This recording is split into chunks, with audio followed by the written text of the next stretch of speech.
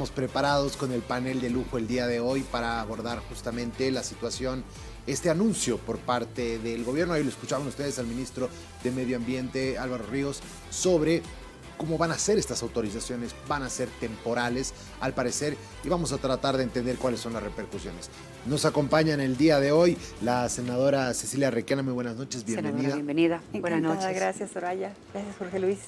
Un saludo, Gonzalo. Un gusto estar aquí contigo también.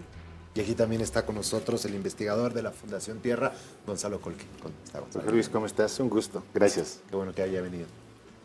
Bueno, a ver, empecemos con usted, senadora. Estábamos hablando fuera de cámaras en relación a la necesidad de llevar adelante cierta cantidad de chaqueos. ¿Por qué no nos explicas?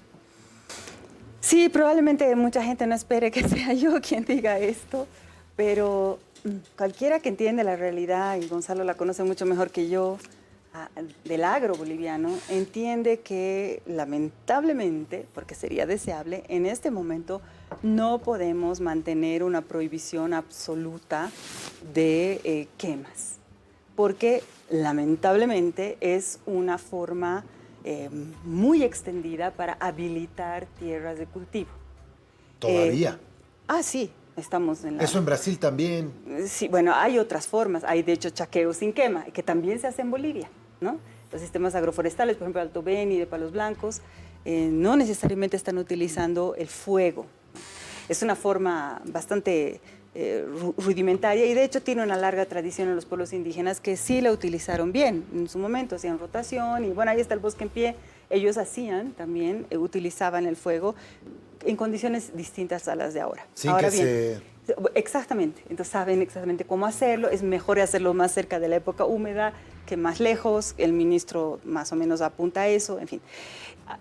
Quiero matizar bien esto, ¿de acuerdo? Porque por un lado es así y no podemos hacer una prohibición total, y sin embargo al mismo tiempo no es solo un problema, como está diciendo el ministro, de cuándo aprueba, sino qué quemas aprueba la ABT.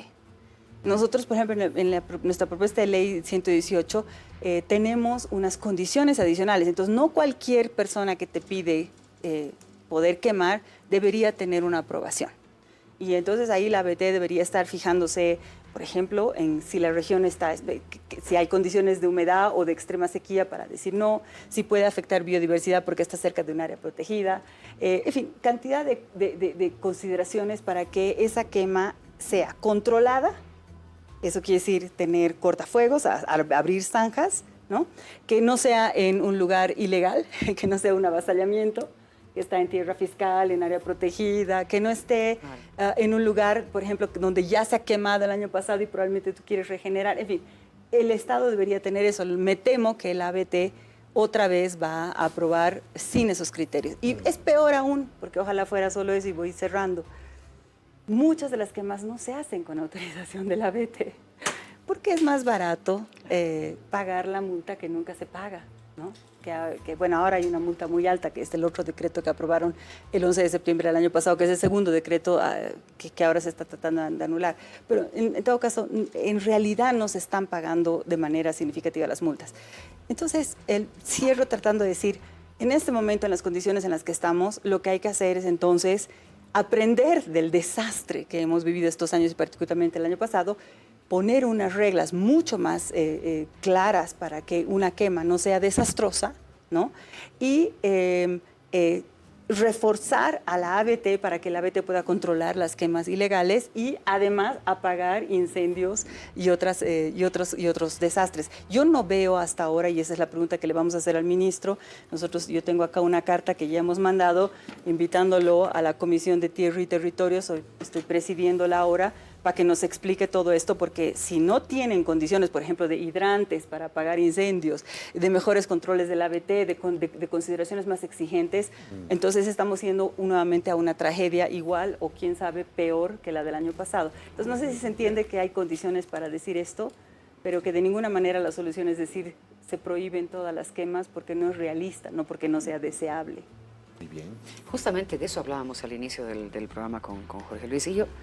Lanzaba el cuestionamiento, ok, se va a abrir, perfecto, pero ¿cómo se va a controlar? O sea, Así es, ese es el se, punto. se tiene la gente, se tiene la No. logística, la infraestructura, maquinaria, en fin, para controlar esto, Gonzalo, yo lo veo muy difícil. ¿Qué opina usted? Tenemos 12.6 millones de hectáreas quemadas del 2024. Es casi la tercera parte del departamento de Santa Cruz, ¿no? Es casi el 12% del territorio nacional. Entonces, humanamente esto es imposible de controlar, de fiscalizar de parte del ABT en 2 meses. Desde mi punto de vista, y esto también discutimos en la Fundación Tierra, nosotros vemos que la pausa ambiental ha sido una medida improvisada a mediados de septiembre del año pasado, cuando ya se han quemado el 80% de los bosques. Sí. Y por lo tanto no ha tenido un impacto importante porque el fuego se apagó en octubre con las primeras lluvias de la época húmeda. Entonces no ha sido a consecuencia de este decreto. Pero además hay otro tema importante que no sé si la senadora Requena sabe más. Tenía que aprobarse en 10 días el reglamento para la aplicación de este decreto. Y tendría que aplicarse nuevas resoluciones administrativas en la ABT y en el INRA para aplicar este decreto. Y que yo sepa, a menos que esté equivocado y mal informado, no hay reglamento de aplicación del decreto. Entonces, en realidad, el decreto de pausa ambiental ¿está ahí? No se ha implementado, es de papel. ¿No se ha implementado? ¿Cómo es Porque eso? necesita un reglamento. Cuando no está reglamentado, ¿no está en vigencia? ¿No se puede aplicar? No se puede aplicar sin el reglamento, sino con qué material operativo el INRA, la ABT va a proceder a hacer respetar lo que establece el decreto. El decreto tiene cosas genéricas, ahí estoy totalmente de acuerdo con Cecilia, en el sentido de que de pronto están prohibidas todas las quemas sin tomar en cuenta cuáles son las quemas relacionadas con los incendios y cuáles son las quemas agropecuarias y de subsistencia. Por ejemplo, mucha gente chaquea y quema 1/4 hectárea, media hectárea, y ellos, ¿por qué están prohibidos en este momento si no son quienes han provocado los incendios? ¿No? Es decir, se ha hecho el decreto sin información estadística y sin reportes de lo que ha sucedido en incendios el año pasado, ¿no? Y también se ha prohibido, por ejemplo, nuevos asentamientos. Y si esto realmente era una política del Estado, yo me pregunto, ¿y por qué han cambiado de reservas forestales el Chore a área protegida, recortando 200.000 hectáreas de tierra para nuevos asentamientos? Y esta semana, ¿por qué han cambiado la categoría de las reservas forestales, introduciendo la posibilidad de que se haga un manejo integrado, entre comillas, lo cual no es otra opción que habilitar nuevos asentamientos en las reservas forestales, fundamentalmente de Guarayos, ¿no? y de Chore, donde no estaban permitidos estos, estaban prácticamente prohibidos desde hace 40 años. Y del norte de La Paz. Y del norte de La Paz, por supuesto. Ese es el problema mayor. El decreto aprobado el 14 de mayo, hace 2 semanas, el 5309, si no me equivoco, que es un decreto que está flexibilizando, está, digamos, abriendo las reservas forestales de producción permanente. ¿Qué es eso? Para la gente que no tiene por qué saber esto, buena parte del país en tierras bajas son masas boscosas. Parte de eso son áreas protegidas, de las que hemos hablado a menudo. Pero hay otras que tienen esta categoría de reservas forestales de producción permanente, como el Chore, como Guarayos, y por ejemplo Ixiamas, buena parte del norte de La Paz, todas esas cosas que eran concesiones forestales antes, son millones de hectáreas, y que ahora muchas de ellas están acabando, ¿no? su vigencia como concesiones forestales, y ahora hay una expectativa sobre ellas. Y en vez de mantenerlas como bosques, porque para eso tienen vocación forestal, entonces el gobierno acaba de aprobar ese decreto. Ese sí me parece grave a mí, ¿no? Junto con este otro, que dice que se va a poder entregar tierras tras avasallamientos u otras consideraciones, no lo dice así como lo estoy diciendo yo, para efectos, digamos, de agropecuaria en las reservas forestales de producción. Y es ahí donde, según el informe de la Fundación Tierra, se han originado como 30%, si no me equivoco, 1/3 de los incendios. Precisamente lo del Chore fue eso, fue un avasallamiento que luego se legalizó y se les entregó. Entonces, no hemos aprendido nada, ¿no ve? Nada. Porque resulta que ahora estamos flexibilizando las autorizaciones de desmonte que implican normalmente quema en los lugares boscosos que quedan de este país.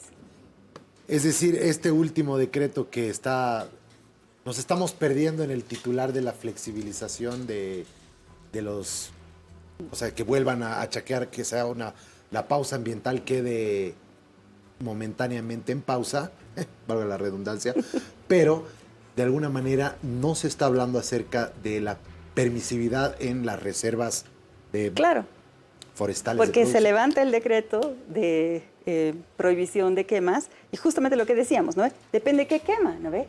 ¿Quién, dónde, cuándo, etcétera? Pero ahora resulta que se levanta eso al mismo tiempo que se dice, se flexibilizan, digamos, las posibilidades de desmontar, quemar y demás en reservas forestales. ¿Y qué sucede cuando se hace un desmonte en estos lugares? No, primero perdemos el bosque, que es valiosísimo en sí. Lo que pasa es que el mercado, lamentablemente, para aquellas personas que son fanáticas del mercado y creen que todo lo va a solucionar el mercado, yo les hago una pregunta simple. El precio no refleja el valor. En este momento, el precio de una hectárea desmontada es mucho mayor, Gonzalo podría darles datos muy precisos de eso, que una hectárea con bosque, lo que es delirante. Porque desde el punto de vista del bien común, el bosque vale, pues, es invalorable, ¿no? Es agua, es biodiversidad, es seguridad, en fin, tantas cosas que creo que mucha gente que nos ve ya sabe. Pero el precio no refleja ese valor. Entonces, ahorita lo que estamos promoviendo es más deforestación y mucha de esa deforestación, de ese desmonte se hace con quema y mucha de esa quema puede terminar en grandes incendios porque ahora tenemos unas temperaturas aún más altas que el año pasado, que ya fue la tragedia que mencionaba Gonzalo. Tenemos la temperatura más alta el año pasado de hace 100.000 años. Y cuando hay alta temperatura, todos entendemos eso, hay menos humedad en el suelo y en los ecosistemas. Entonces estamos tomando un riesgo enorme porque están quemando en lugares rodeados de bosque. Termino. Daniel Robinson me decía, que en paz descanse, que hacía mucho seguimiento, vivía en Rurrenabaque, y me decía, Ceci, el bosque húmedo aquí se está comportando como bosque ya semihúmedo. Y el problema con eso es que entonces tienes un follaje que se vuelve una pira, una fogata lista para ser encendida. O sea, esos son los propios árboles secos los que funcionan como, digamos, amplificadores de un posible incendio. Entonces, que ahora estén pensando ¿no? apoyar mayor desmonte con quemas en las áreas boscosas es delirante y peor con lo que hemos perdido. No sé si me dejo entender. No, Las sí, dos sí. cosas juntas son explosivas desde mi punto de vista. Gonzalo, ahora, el año pasado se habló de 10 años de recuperación, ¿no ve? ¿Se ha hecho algo de recuperación en lo que va de este tiempo, desde que se ha lanzado la famosa pausa ambiental? La pausa ambiental, Soraya, en uno de sus puntos establece repoblamiento. Y esto ha sido fuertemente criticado por la gente que conoce de temas de bosques, porque el bosque primario, la Amazonía, no se puede repoblar, ¿no? No es un bosque donde tú puedes poner plantines y Vas a rebrotar. sembrar y ya. No funciona de esa manera. Entonces, en este tiempo no hay informes oficiales sobre eso. Antes de venir acá he revisado la rendición de cuentas, la ABT y también del Ministerio de Medio Ambiente, y no hay informe que conste donde hayan hecho este trabajo, ¿no? Si es que quisieran hacer repoblamiento, tendrían que haber identificado las zonas de intervención y fundamentalmente haber trabajado con las comunidades. Lo que a mí me parece que es más importante que eso, porque eso finalmente no ayuda a recuperar el bosque, es crear esto que decía Cecilia, la importancia y la obligatoriedad que tienen los productores de tener estos corredores cortafuegos, estas franjas cortafuegos, que son una condición técnicamente necesaria y obligatoria para que aquí haya quema. Si, por ejemplo, Soraya, imagina que esa es tu parcela y tú quieres quemar esa parte, esa quema no se va a convertir en incendio en el resto de los lugares, siempre y cuando estas franjas, ¿no?, sean de cortafuego. ¿Cómo son esos Y estos cortafuegos hay que limpiar, tiene que estar desmontado, de modo que el fuego que empieza acá, aquí no aparece, ¿no? O sea, ¿se hacen huecos así? Sí, zanjas en la tierra. Zanjas, ok. Zanjas en pequeñas propiedades, pero en grandes propiedades son corredores, que se limpia toda la vegetación. Y hay pues indicaciones técnicas. Por ejemplo, si el bosque tiene una altura promedio de 10 metros, imaginemos, la franja tiene que tener un ancho de 20 metros. Y estas recomendaciones técnicas se supone que están aprobadas, verificadas por la ABT antes de emitir el permiso de quema y de desmonte. Claro. ¿No? Y después lo que corresponde es obviamente hacer la fiscalización. Y ahí es donde existen fallas, ¿no? Cuando la Pero ABT hasta que llegue la por fiscalización. año autoriza 200.000 hectáreas en promedio de quemas y de desmontes, por lo menos tendría que fiscalizar unas 50.000 hectáreas. Pero la capacidad instalada que tiene la ABT probablemente le permite fiscalizar unas 5.000 hectáreas y eso no garantiza absolutamente nada. Complicadísimo. Vamos a cumplir con una pausita publicitaria. Al retornar continuamos con esta conversación, por favor, ya volvemos. Quiero decir antes de continuar que para el momento de producir este espacio hemos acudido obviamente al Ministerio de Medio Ambiente y Aguas. Lamentablemente ellos están en otros temas y no pueden atender, pero está abierto este espacio para cuando se sienten que se ha dicho algo acá que no condice con la verdad y que además, ojo, queremos preguntarles esto, ¿no? Sobre permitir los chaqueos en los lugares de reserva ambiental que estábamos conversando previamente en el anterior bloque. Entonces, los vamos a esperar acá para que nos acompañen y a responder especialmente eso y que puedan estar con usted también, ojalá, en la Asamblea Legislativa, senadora. Ahora, yendo un poco en lo que podríamos hacer, es preocupante que el calor está cada vez más importante, la crisis climática está ahondándose cada vez más y nuestro país no está alejada de eso. Preocupa que pueda repetirse un episodio como el año pasado, sin duda alguna, y estamos anticipándonos, viendo lo que está sucediendo. ¿Qué se debería hacer si realmente quisiéramos detenerlo? Si realmente al gobierno le interesaría que no se quemen 10 millones de hectáreas, que se quemen 2, digamos. ¿Qué tendría que hacer el gobierno y la Asamblea para tomar medidas hoy y que se pueda mitigar los efectos y que se quemen menos hectáreas? A ver, empezaré por la solución. La solución de fondo es, lamentablemente, no es factible en estos meses que le quedan al gobierno y ojalá que en otro gobierno sí se inicie esa transición, es otro modelo agropecuario sostenible. Porque, ¿por qué tenemos, o sea, sobre todo la ampliación de la frontera agropecuaria, ¿no? Deberíamos promover la productividad, que no se siga avanzando sobre bosques y otros ecosistemas críticos como acuíferos, como, en fin, todo lo que hemos estado viendo, por ejemplo, como problemas en Santa Cruz. Estamos perdiendo lagunas en Santa Cruz, como la Cáceres, como la Concepción, aquí el lago Popó. Oiga, ¿no es ya suficiente para decir este modelo no funciona? No, no parece ser. De hecho, los venianos están antojados de repetir la experiencia cruceña y por reuniones que he tenido le puedo decir que en Cobija también andan soñando con bajarse el bosque amazónico, poner vacas y utilizar el puerto de Shanghái para llevar carne a China. Eso es lo que se están pensando y eso es increíble porque cualquier persona, ya más allá de los intereses legítimos del sector productivo, tiene que entender de ciencia y saber que no podemos ya estar jugando así con la selva, ¿no? Y en general con el bosque, no solo el amazónico, el chiquitano y también el chaqueño. Habiendo dicho eso, ¿qué puede hacer la Asamblea?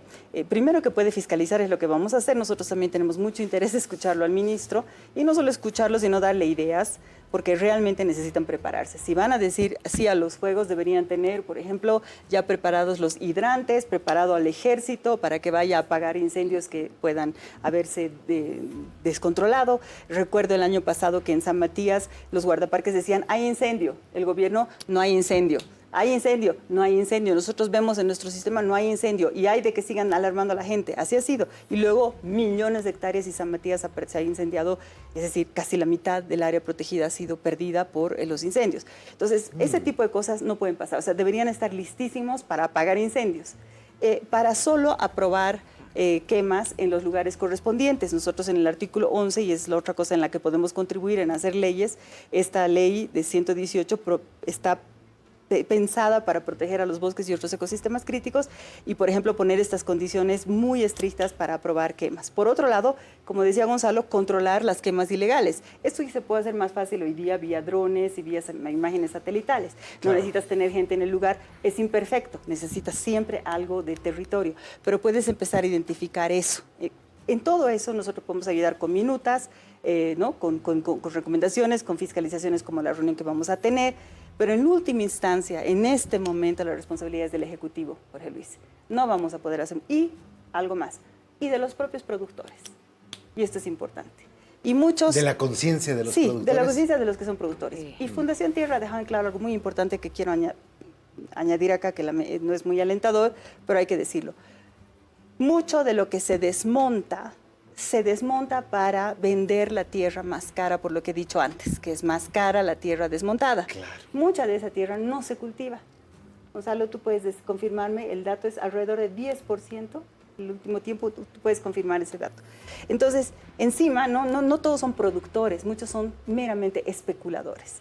Y peor cuando... Desmontan para vender la tierra. Para vender más la cara. tierra. Y muchas veces ni siquiera tienen plenos derechos sobre esa tierra. Claro, no son dueños de. ¿Ok? Ahora, Entonces, todo eso, se darán cuenta, es complejo. Tal vez termino, Soraya. Nosotros estamos dando la batalla por el proyecto 118, que daría respuestas integrales a todo esto, incluyendo una transición, que no va a ser inmediata, de lo que promueve el Estado, que no es más monocultivo, no es más deforestación, sino más bien sistemas agroforestales, ayuda a todos esos que están generando esas alternativas, pero también control adicional del fuego. No puedo entrar en detalles porque no hay mucho tiempo en televisión, pero esas son las cosas que podemos hacer desde la Asamblea. No es poco, pero tampoco es suficiente.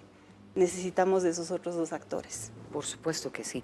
A ver, Gonzalo, mañana presenta la Fundación Tierra este documento tan importante en el que se habla de 4 grupos que estarían detrás de estas 12.6 millones de hectáreas.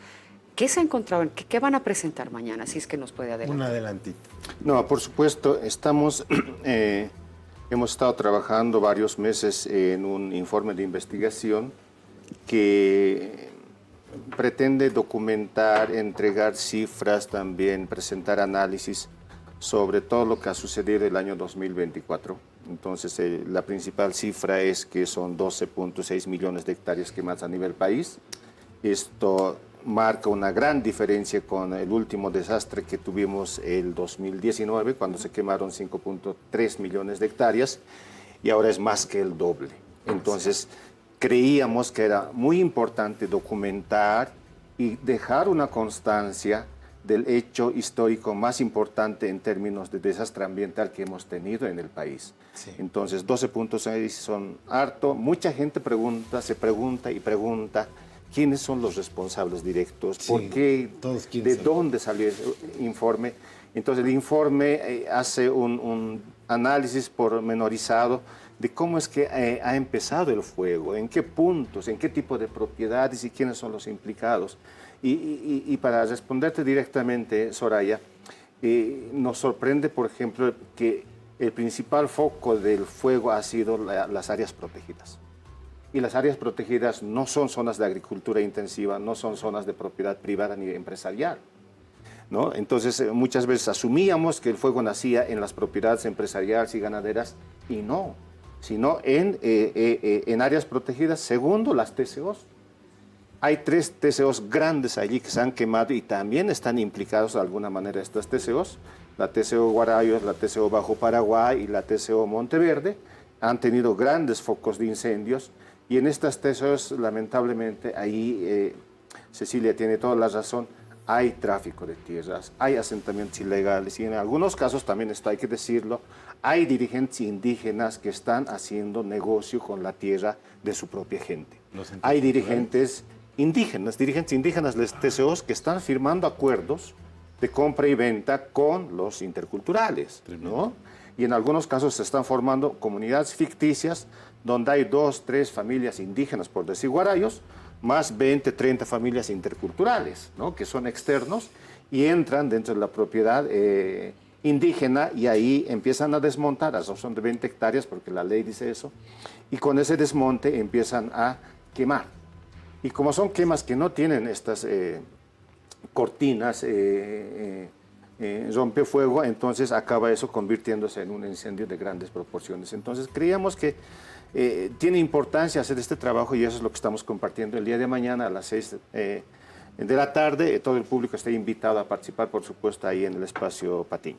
Sin duda alguna vamos a estar, pero los empresarios no es que los productores, los grandes productores soyeros, todo eso, no es que tampoco hay responsabilidad. No, por supuesto, no están eximidos ellos. En tercer lugar están las empresas, las grandes empresas agropecuarias, fundamentalmente las empresas ganaderas, y Jorge Luis, por una razón fundamental.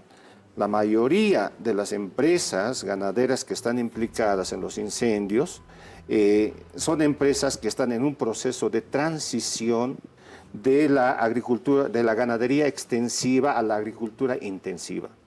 Están logrando ellos obtener nuevos planes de ordenamiento predial, nuevas autorizaciones de desmontes y permisos de quemas para convertir lo que legalmente se les otorgó como propiedad ganadera extensiva, es decir, para que conviva la ganadería con el bosque, a tierras de monocultivo, ¿no?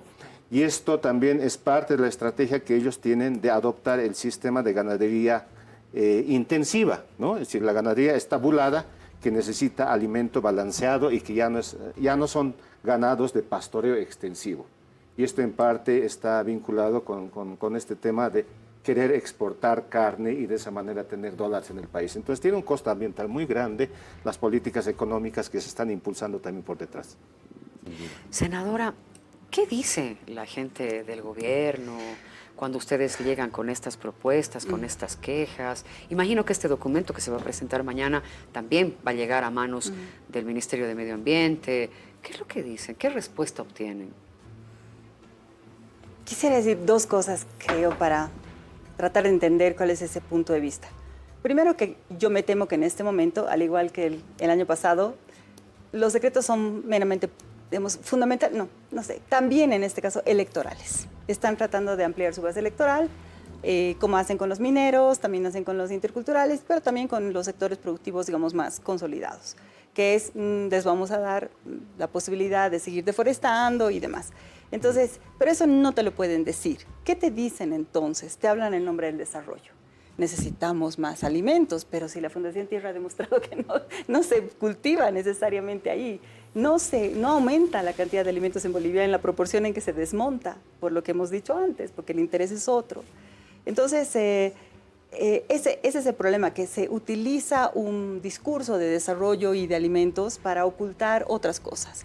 Cuando en realidad, además, y esto lo ha demostrado CIPCA, otra gran institución, que Bolivia se alimenta fundamentalmente de los valles y de ese tipo de agricultura familiar. Hemos escuchado también ese discurso, ¿no?, de que es Santa Cruz quien alimenta a Bolivia.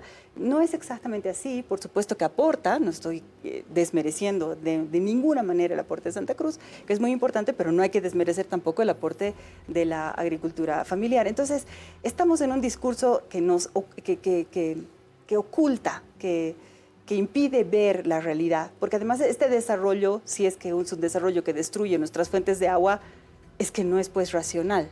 No podemos estar destruyendo nuestras fuentes de agua y ni siquiera eso les conviene a los ganaderos, a los soyeros, ¿no? Y yo creo que ese es un punto de encuentro con ellos, porque eso es importante. Hay que tener puntos de encuentro y el agua tendría que ser un punto de encuentro para todos. Entonces, el gobierno argumenta eso del desarrollo lo mismo que los sectores productivos. Y hay que entonces ahí uno entra en el debate de qué tipo de desarrollo queremos. Y entonces ahí viene algo que me parece muy importante, que sería la salida a todo eso, porque tenemos que dar salidas, no nos podemos quedar acá lamentándonos de nuestra suerte. Y es que necesitamos modificar los incentivos económicos para que el bosque en pie y sistemas que lo protejan, que protejan los ecosistemas, tengan los premios que necesitamos que tengan para que la gente proteja esos ecosistemas. Y eso, ¿Bonos de carbón? Yo no apostaría a los bonos de carbono porque son el peor mecanismo de las finanzas sostenibles, el más cuestionable, el que ha tenido fraude. Kailasa se estima, a propósito de estas cosas raras que tiene que ver con esto, yo no apostaría, pero sí hay otros mecanismos que podrían ayudarnos, ¿no?, a dar aliento a la gente y que no sea todo un negocio desmontar, sino que más bien el negocio esté mantener el bosque. Yo creo que los mecanismos, o sea, que antes estaba criticando los límites del mercado, pero ahora, como verán, no soy pues fanática, también creo que ciertos mecanismos se pueden utilizar. Al mismo tiempo, donde no se puede utilizar el mercado, en ese momento el Estado tiene que proteger el bien común. Y ahí el Estado tiene que decir, disculpen, no va a ser rentable, pero aquí esta cabecera de cuenca se respeta. ¿Entienden? Claro. Combinar ambas cosas, ¿ve? Entonces, creo que esa es la salida. Y porque los discursos del gobierno, que muchas veces, como dije, son los del sector productivo más tradicional, porque hay ganaderos que están buscando hacer ganadería sostenible. Yo he tenido la suerte de poder conversar con ellos. ¿Grandes ganaderos, Cecilia? Sí, no son pequeños, sí, que están intentando hacerlo. De hecho, la ganadería del Beni es una ganadería que se podría valorar muchísimo como una ganadería saludable, justamente de pasturas naturales, ¿no ve? En vez de apostar a la cantidad, como hacemos con el cacao y el café, podríamos apostar a la calidad. Entonces, hay respuestas que no necesariamente es la ruina de nadie. Nadie quiere la ruina aquí de nadie. Es nada más tener opciones más inteligentes que impliquen, claro que sí, mayor ganancia para los sectores productivos con límites. Nosotros en su momento, en el programa Comunidad Ciudadana, permítanme recordar, 2019 y 20, acordamos eso, la mayor productividad, de ninguna manera avanzar más la deforestación. Ese, por ejemplo, puede ser un acuerdo razonable. ¿Por qué? Porque la propia CAO, que tiene una publicación, entiende que necesita proteger sus áreas protegidas, las de Santa Cruz, sus acuíferos, para seguir teniendo agua para la agricultura y no estar como San Julián, que ha estado sufriendo tanto de agua, ahora no tanto porque ha llovido, pero podría sufrir ahora. Entonces, yo confío en que de manera sensata y racional, a partir de elementos como el agua, podemos conseguir consensos y entendernos, con algunos conflictos y tensiones, sin duda, esos son inevitables, como las restricciones a la deforestación y demás, pero que el Estado también ofrezca mercados, ofrezca programas de asistencia técnica, ofrezca alternativas a la quema. Eso sí se puede hacer desde el Estado, y utilizando finanzas sostenibles, que es un término muy amplio, donde entran cosas, podemos debatir cuáles, qué instrumentos, pero podríamos captar financiamiento, que es lo que falta. Porque lo que sí está bien financiado, perdón, me voy a extender con esto más, es la minería y es la soya, todo eso consigue créditos. Pero si usted quiere conservar, es la pobreza, ¿no? Entonces necesitamos equilibrar esta balanza de manera inteligente. Me gusta que sea un negocio proteger el medio ambiente, eso está muy bueno, funcionaría. O sea, que al menos sea rentable. Rentable. Sí. Gracias, Muchas Gonzalo, gracias. un placer. Gracias, senadora. Gracias. Gracias, gracias. Bien, ahí lo tienen, damas y caballeros, una charla muy interesante, muy a profundidad, muy integral sobre la situación de nuestro país. Somos subcampeones en deforestar y este es un tema que queremos abordarlo desde esta fecha porque no queremos que se quemen 12.6 millones de hectáreas. Y por eso, bueno, mañana vamos a estar atentos con la Fundación Tierra para ver este estudio que realmente nos interesa muchísimo.